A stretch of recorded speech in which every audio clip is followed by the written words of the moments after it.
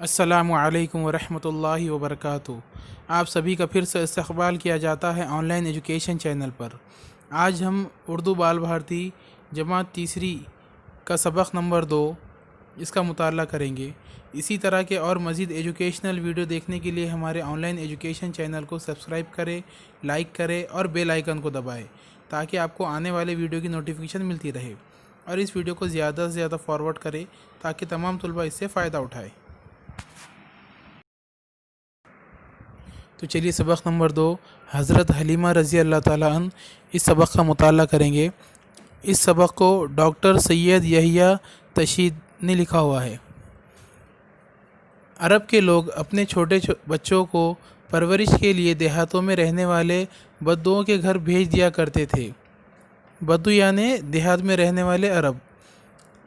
بدو عورتیں ان بچوں کو دودھ پلاتی اور ان کی دیکھ بھال کرتی تھی۔ غریب عورتوں کے لیے روزی کمانے کا ایک ذریعہ تھا۔ بی بی حلیمہ رضی اللہ تعالیٰ عنہ بھی بچوں کو دودھ پلانے کا کام کرتی تھی۔ وہ ہمارے پیارے رسول حضرت محمد صلی اللہ علیہ وسلم کی دایا تھی۔ دایا یعنی بچوں کو کھلانے پلانے والی، سنبھالنے والی۔ انہوں نے آپ صلی اللہ علیہ وسلم کو دودھ پلایا تھا، اس لیے انہیں دائی حلیمہ رضی اللہ تعالیٰ عنہ بھی کہتے ہیں۔ بی بی حلیمہ رضی اللہ تعالیٰ عنہ کے شوہر کا نام حارث تھا۔ وہ ایک غریب آدمی تھے، اس لیے بی بی حلیمہ رضی اللہ تعالیٰ عنہ محنت مزدوری میں اپنے شوہر کا ہاتھ بٹاتی۔ ایک مرتبہ بی بی حلیمہ رضی اللہ تعالیٰ عنہ کے گاؤں کی چند عورتیں دودھ پینے والے بچوں کی تلاش میں مکہ پہنچی۔ بی بی حلیمہ رضی اللہ تعالیٰ عنہ بھی اپنے چھوٹے بچے اور شوہر کے ساتھ اس قافلے میں شامل تھی۔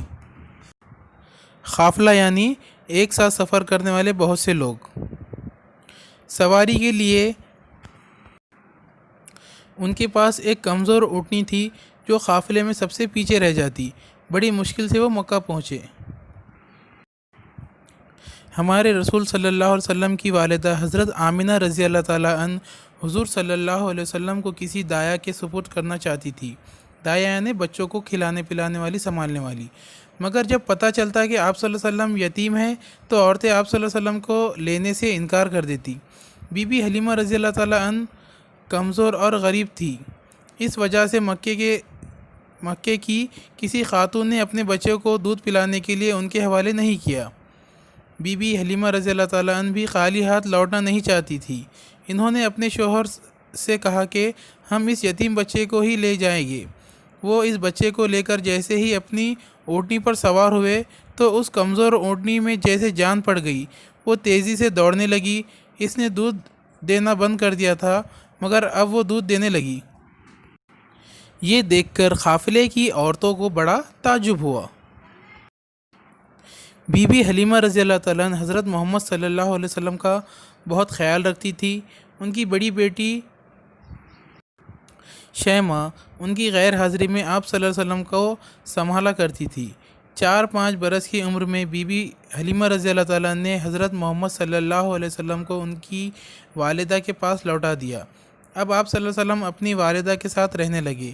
جب 6 برس کے ہوئے تو آپ صلی اللہ علیہ وسلم کی والدہ حضرت آمنہ رضی اللہ تعالیٰ عنہ کا انتقال ہو گیا۔ پھر دادا اور چچا نے آپ صلی اللہ علیہ وسلم کی پرورش کی۔ آپ صلی اللہ علیہ وسلم کے نبی ہونے کے چند برسوں بعد جب بی بی حلیمہ رضی اللہ تعالیٰ عنہ کی ایک بہن نے ان کے انتقال کی خبر دی تو آپ صلی اللہ علیہ وسلم کی آنکھوں سے آنسو نکل پڑے۔ ایک جنگ میں جب آپ صلی اللہ علیہ وسلم کی جیت ہوئی تو قیدی آپ صلی اللہ علیہ وسلم کے سامنے لائے گئے۔ ان میں شیمہ بھی تھی۔ آپ صلی اللہ علیہ وسلم نے اسے پہچان لیا اور آزاد کر کے بڑی عزت کے ساتھ اس کے خاندان والوں کے پاس بھیج دیا۔ جب آپ صلی اللہ علیہ وسلم کو یہ بتایا گیا کہ قیدیوں میں دائی حلیمہ کی بہنیں بھی ہیں تو آپ صلی اللہ علیہ وسلم نے اپنے حصے میں آئے ہوئے تمام لوگوں کو آزاد کر دیا۔ یہ دیکھ کر مدینے کے لوگوں نے بھی اپنے قیدیوں کو چھوڑ دیا۔ اس طرح اللہ کے رسول صلی اللہ علیہ وسلم اور بی بی حلیمہ رضی اللہ تعالیٰ عنہ کے تعلق کی وجہ سے 6000 قیدی آزاد کر دیے گئے۔ امید ہے ویڈیو آپ کو پسند آیا ہوگا۔ اسی طرح کے اور مزید ایجوکیشنل ویڈیو دیکھنے کے لیے ہمارے آن لائن ایجوکیشن چینل کو سبسکرائب کریں، لائک کریں اور بیل آئیکن کو دبائیں تاکہ آپ کو آنے والے ویڈیو کی نوٹیفیکیشن ملتی رہے، اور ہمارے ایجوکیشن چینل کی پلے لسٹ میں دیگر مضامین کی بھی ویڈیوز موجود ہے، وہ بھی دیکھیں اور تمام طلباء تک پہنچائیں تاکہ تمام طلباء اس سے فائدہ اٹھائیں۔